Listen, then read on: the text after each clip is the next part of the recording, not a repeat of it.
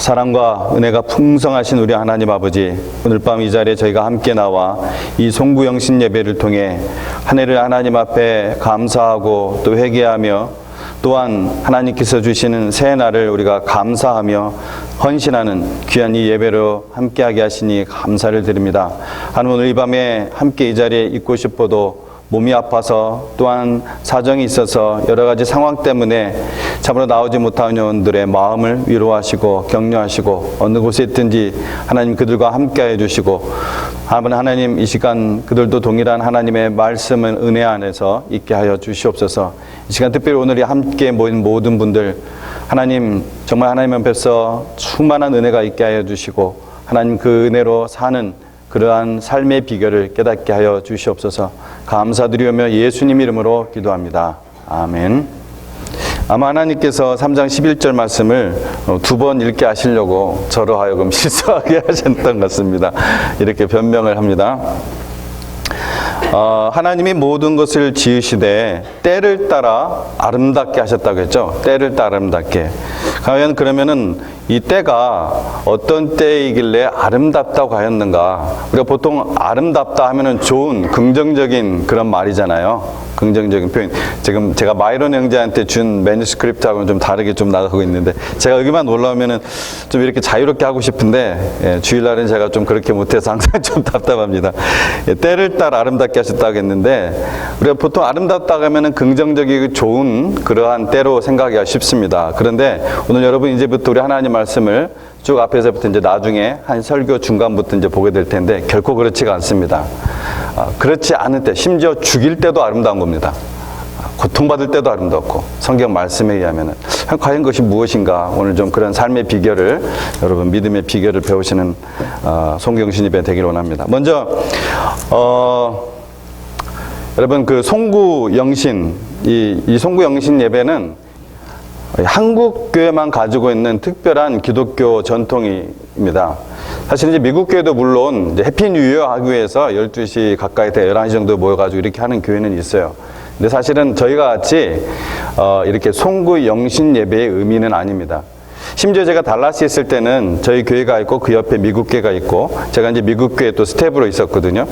근데 저희 교회가 송구 영신 예배를 드리니까 그 미국 교회가 안 하다가 우리가 이상하게 그날만 되면 모여가지고 이렇게 예배를 드리니까 이분들도 모여서 하더라고요. 그리고 뭐 해피 뉴 이어도 하고 뭐 따라서 그걸 따라서 하더라고요. 그래서 이런 것도 따라서 하네, 속으로 그런 생각을 했는데, 한국 교회만 가지고는 특별한 기독교 전통 중에 하나예요. 이 송구 영신 예배가. 그러니까 새해가 되기 전 그러니까 12월 31일 날 밤에 모여서 드리는 예배입니다.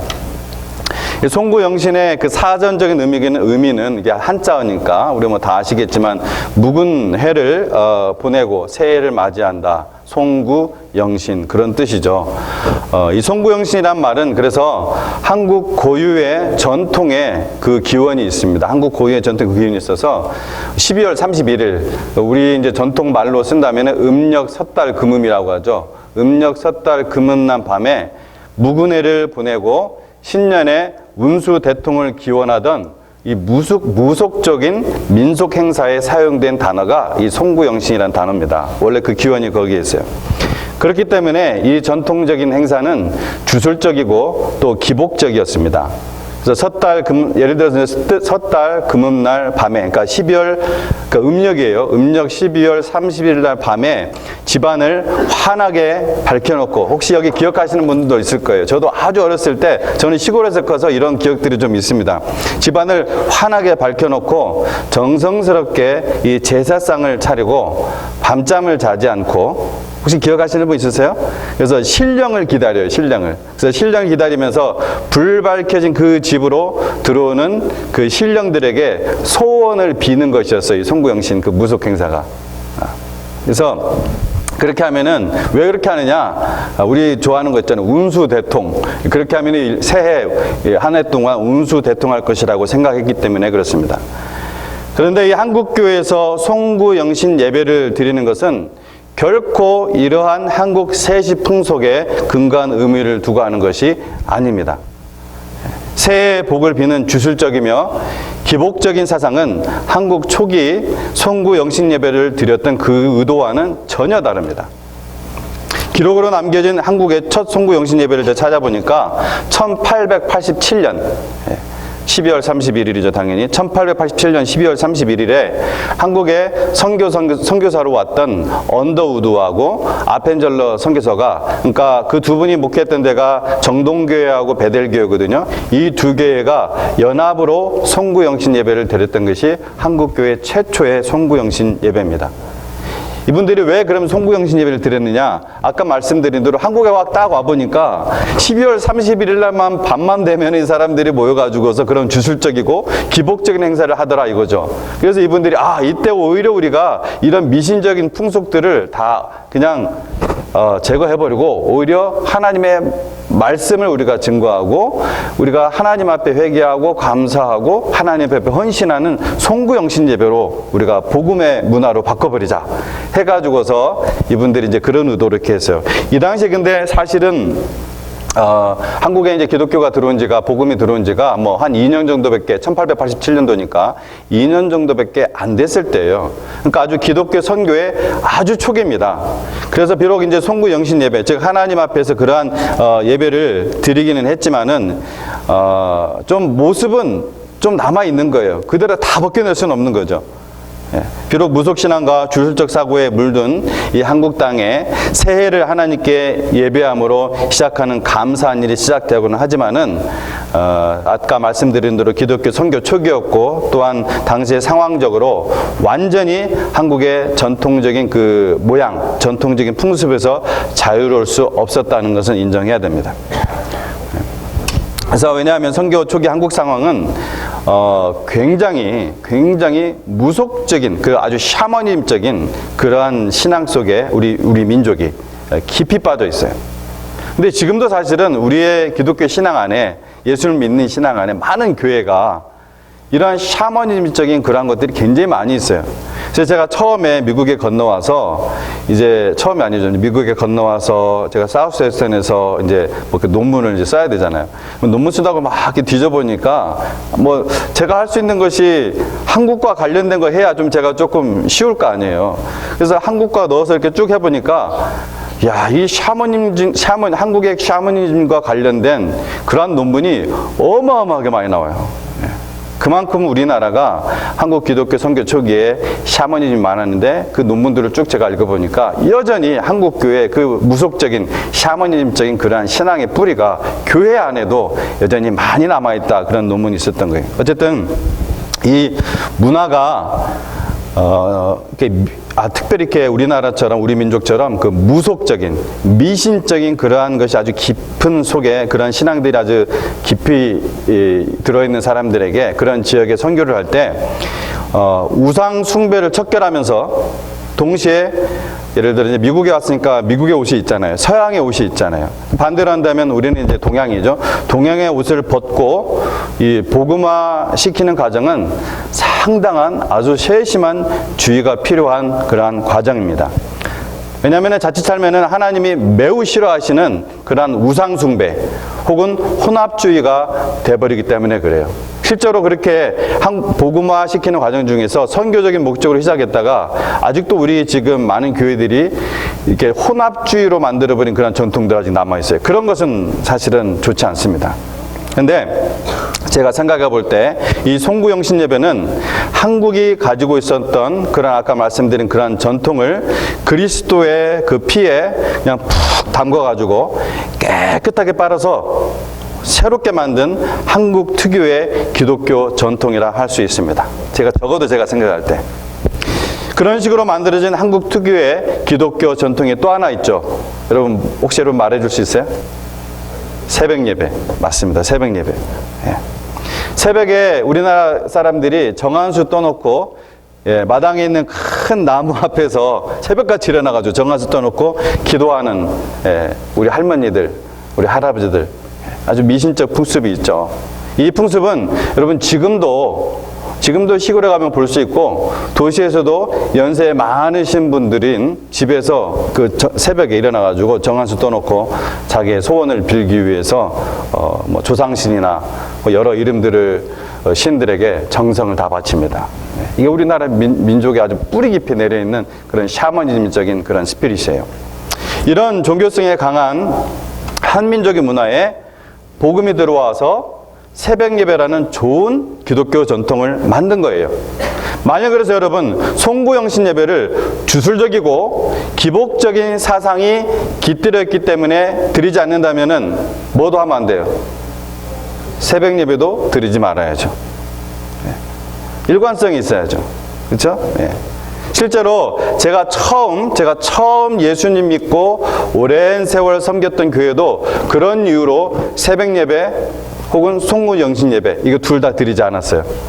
제가 성서 침례교회 다녔었는데 굉장히 말씀 중심적인 교회고 제 신앙의 많은 부분들이 거기서 형성이 되었고 제가 거기서 복음을 듣고 구원받았고 거기서 제가 신학교를 이제 가야겠다는 그런 소명도 받았고 그래서 적어도 그런 면에서는 일관성이 있었어요. 그래서 미신적인 사상이 깃들여 있다는 이유로 송구영신 예배나 새벽 예배를 하지 않는 것은, 그러니까 성경적으로 하려는 그 자세 자체만으로는 저는 좋은 것이라고 생각이 돼요. 하지만 이 복음이 미신적인 문화 속에 침투해 들어갈 때 복음이 변질된다든지 혹은 혼합주의가 된다든지 하지 않고 오히려 우리의 신앙에 유익이 되는 모습으로 재탄생시킨 것이라면 굳이 버릴 필요가 없다는 것입니다. 안타까운 것은 지금까지도 이 송구영신 예배를 새해 운수와 복을 빌기 위한 그러한 주술적 수단으로 인식하고 있는 사람들이 있어요. 송구영신 예배를 드리면서도 기복적이고 주술적인 수단으로 이 송구영신 예배를 드리고 있는 사람들이 있습니다.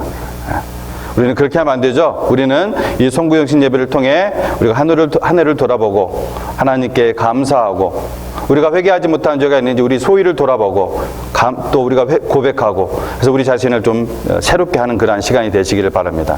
또한 새로운 한 해를 하나님께 온전히 의탁하면서 더욱 성숙한 그러한 믿음으로 하나님이 기뻐하시는 소원을 이루며 살도록 우리가 간구하기를 바랍니다.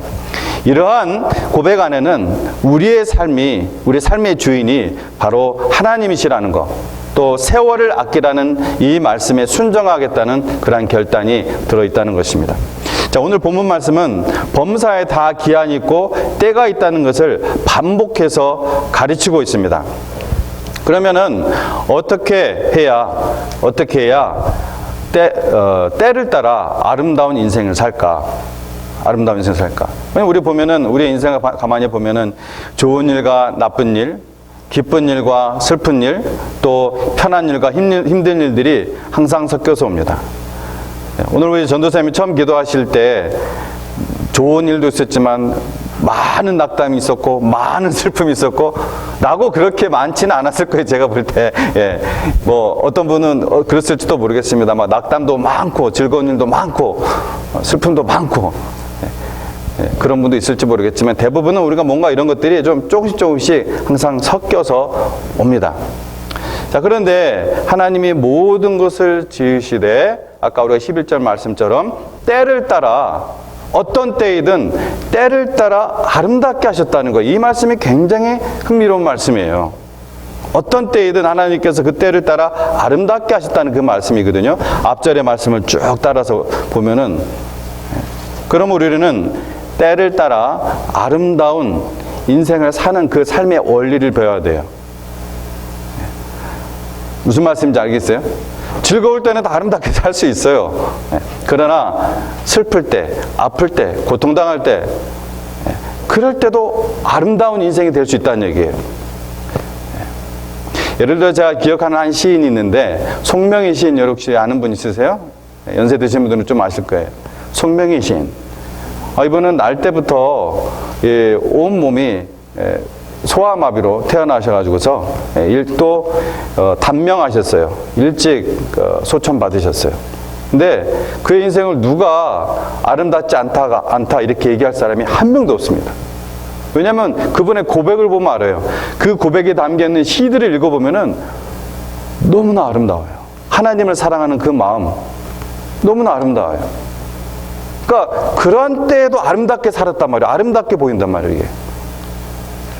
자, 1절에서 우리가 아까 읽지 않은 말씀들을 보면서 보도록 하겠습니다.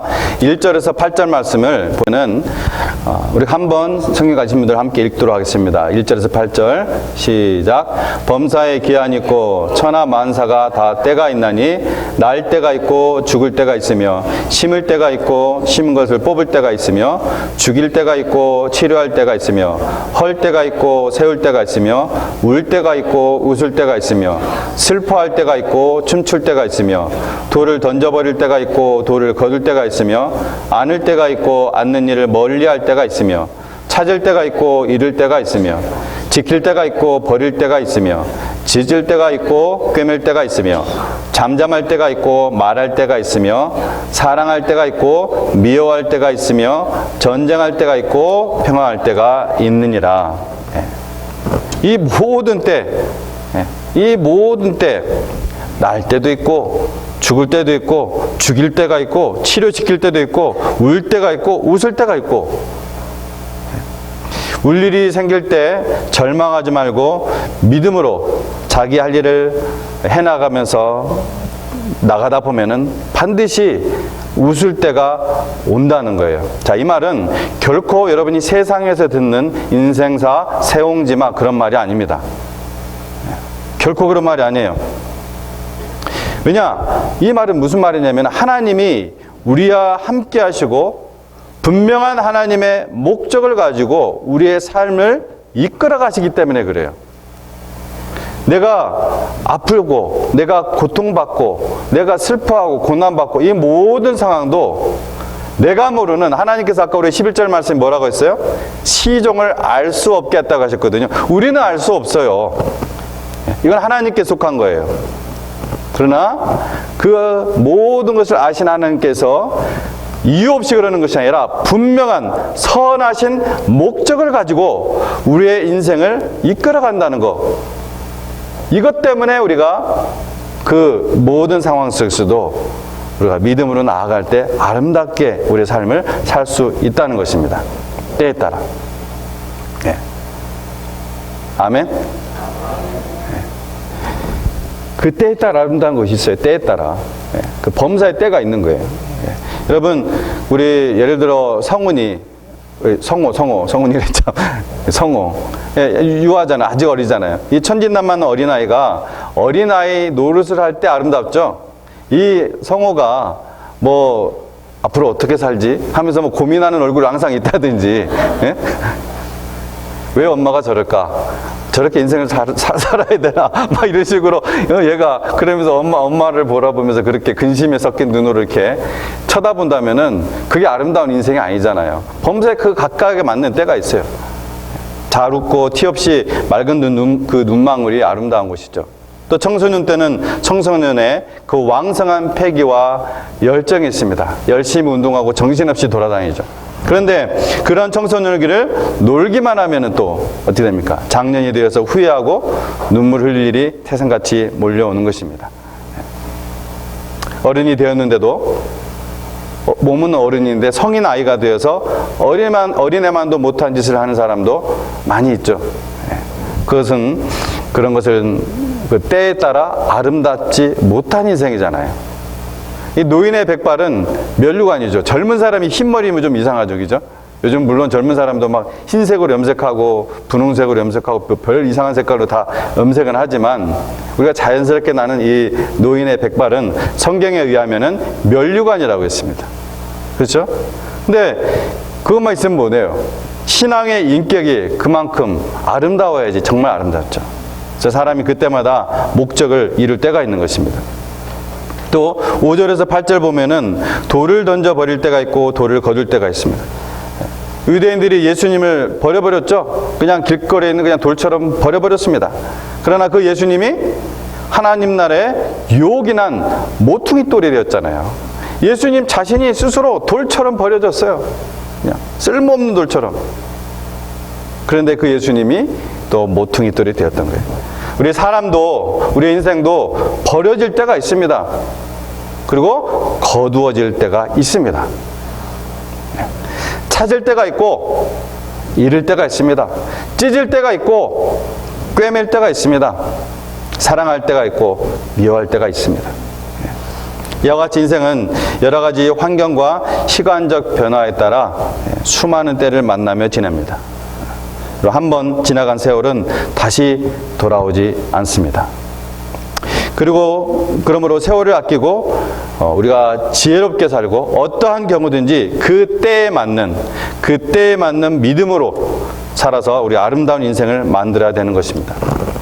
자, 그럼 두 번째, 어떻게 해야 때를 따라 아름다운 인생으로 살 수 있을까? 10절에서 11절 말씀입니다. 10절에서 11절 말씀 같이 한번 또 읽어보도록 하겠습니다.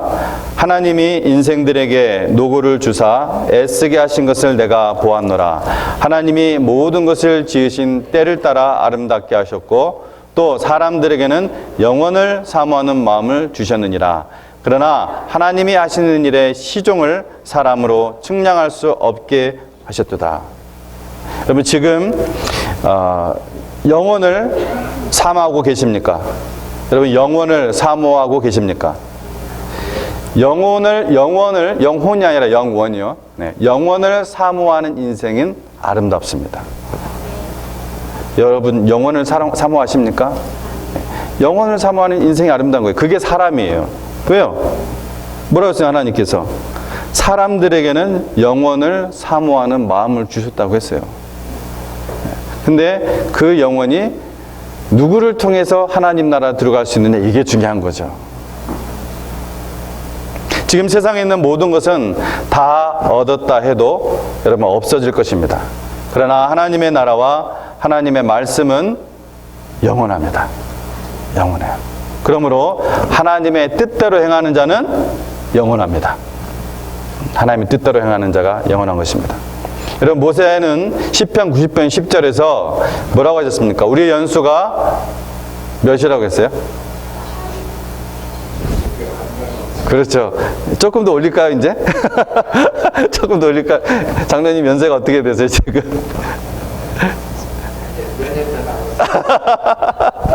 그러니까 조금 더 올려야 될 것 같은데 그 말씀 읽을 때마다 우리가 조금 더 올려야겠는데 이런 생각 됩니까? 사실 저번에 제가 김종호 집사님 팔순잔치에도 말씀드렸지만 이 본인은 지금 나이 훨씬 많으면서 그렇죠? 이런 말씀을 했어요. 근데 보통 평균 연령을 얘기하는 거죠. 우리 연수가 70이요. 강건하면 80이라도 그 연수의 자랑은 수고와 슬픔이요 신속하게 지나가느니 우리가 날아가나이다 이렇게 얘기했어요. 모세가 강건하면 80이라도 인생 그 연수의 자랑은 수고와 슬픔이고 신속히 가나니 우리가 날아가나이다. 세월은 유수와 같다 그런 표현이죠. 날아가나이다. 예. 따라서 여러분 잠시 사는 이 나그네 인생에서 이 순례자의 인생에서 영원한 것을 사모하고 준비 잘하는 인생이 아름다운 것입니다. 자, 세 번째 12절 말씀입니다. 12절 같이 또 읽도록 하겠습니다. 시작. 사람들이 사는 동안에 기뻐하며 선을 행하는 것보다 더 나은 것이 없는 줄을 내가 알았고. 선을 행하며 사는 인생이 어떻다고요? 아름답습니다. 선을 행하며 사는 인생이 아름답습니다. 여러분 선이 뭡니까? 하나님의 뜻을 찾아서 그 뜻을 이루어 드리는 것이 선입니다. 의인의 길은 여호와께서 인정하시나 악인의 길은 어떻게 된다고 했어요? 망하리라. 왜냐? 하나님을 사랑하는 자, 여러분 암송 말씀이죠? 곧 그 뜻대로 부르심을 즉 소명을 입은 자들에게는 하나님이 모든 것을 합력하여 선을 이루기 때문에 그렇습니다. 그래서 적은 소득이 의를 겸하면 많은 소득이 불의를 경한 것보다 낫다고 성경은 이야기를 하고 있죠. 여러분 선을 행하며 사는 인생, 아름다운 인생 사시기 바랍니다. 마지막으로 13절 읽도록 하겠습니다. 사람마다 먹고 마시는 것과 수고함으로 낙을 누리는 그것이 하나님의 선물인 줄도 또한 알았도다. 여러분 지금 이 전도서를 누가 참 기록을 하고 있어요? 전도서를 누가 쓰고 있죠? 솔로몬이 쓰고 있습니다. 솔로몬이. 여러분 솔로몬이 얼마나 많은 종류를 먹어봤겠어요. 얼마나 많은 것들을 마셔봤겠어요. 근데 그걸 뭐라고 했습니까? 우리가 먹고 마시는 것이 하나님의 선물이라고요. 감사하지 않습니까? 우리가 먹는 즐거움, 마시는 즐거움, 이러한 즐거움을 주시는 우리 하나님의 그 선물. 얼마나 감사합니까? 뿐만 아니라 우리가 수고해서 보람을 갖는 것. 우리가 참 독특하죠? 동물은 아마 뭐 수고해서 보람 느끼고 이런 거 아마 없을걸요? 예. 근데 우리는 뭔가 청소를 하더라도 깨끗한 거 보면 보람을 느낀단 말이에요. 우리가 수고함으로 낙을 누리는 거, 보람을 누리는 거, 뭐라고 이거요? 이게 하나님의 선물이라는 거예요. 그리고 22절에 사람이 자기 일에 즐거워하는 것보다 나은 것이 없나니 이는 그의 분복이라고도 했습니다. 그래서 여러분, 여러분이 공부도 또 일도 괴롭더라도 즐거움으로 하려는 마음을 가지시기 바랍니다. 가정일도 여러분 즐거운 마음으로 하시기 바랍니다. 이게 다 때가 있어요. 하고 싶어도 못할 때가 있습니다. 분명히 그런 때가 와요. 그러면 그것을 이렇게 우리가 즐거운 마음으로 할 때 하나님이 선물로 알고 그것을 내가 하나님의 기회로 알고 그렇게 즐거운 마음으로 할 때 자신의 마음도 기쁘고 아름다운 인생이 되는 거예요. 여러분이 교회에서 봉사하면서 내가 이걸 왜 하지? 이 시간에 차라리 내가 뭘 할 수 있는데 하면서 짜증내면서 하면은 진짜 짜증 나잖아요. 그죠? 짜증내면 짜증이 당연히 나요. 근데 이것을 내가 나에게 주신 하나님의 선물로 생각하고 즐거움을 하면은 즐거운 것입니다. 공부도 마찬가지입니다. 자, 여러분, 낮은 일, 고급스러운 일, 그런 것이 중요한 것이 아니라 얼마나 오늘 이 본문 말씀의 이 원리를 알고 또 고난 뒤에 영광을 바라보면서 그래서 그 낙을 누리면서 일하는가가 중요한 거예요. 그래서 인생의 각 때에 어떤 일들이 일어나든 여러분 하나님의 목적이 있다는 것을 여러분 분명히 알고 어떻게 해요? 좌로나 우로나 치우치지 말고 오직 주님만 바라보면서 달려가시고 걸어가시고 때로는 기어서라도 가시고 그렇게 사는 것이 어떤 인생이에요? 아름다운 인생인 것입니다. 그렇게 하고 싶어도 못할 때가 옵니다. 인생은 각 때에 아름다운 것들이 있어요.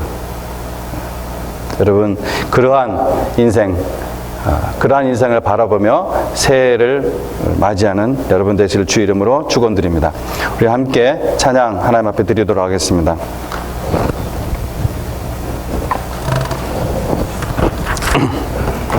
요즘 제가 이 찬양을 자주 불러서 그런지 지난 주일날 불렀던 찬양 한 번 더 하도록 하겠습니다.